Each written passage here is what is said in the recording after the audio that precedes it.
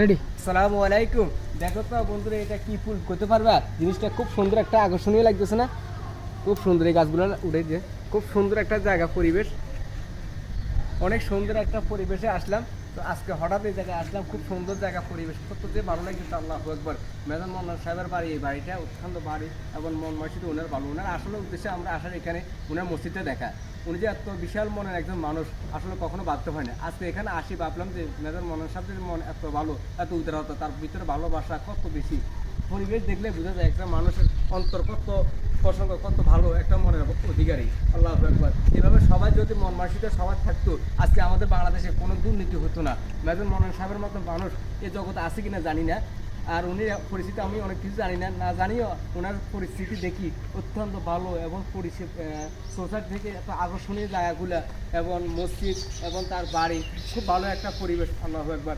আমরা ওনার জন্য দোয়া করি, উনি যে আমাদের মাঝে এত সুন্দর একটা পরিবেশ গীত করছে বা দেখার মতো একটা আকর্ষণীয়। তো যাক, সকলে ভালো থাকবেন। আল্লাহ হাফেজ। আসসালামু আলাইকুম।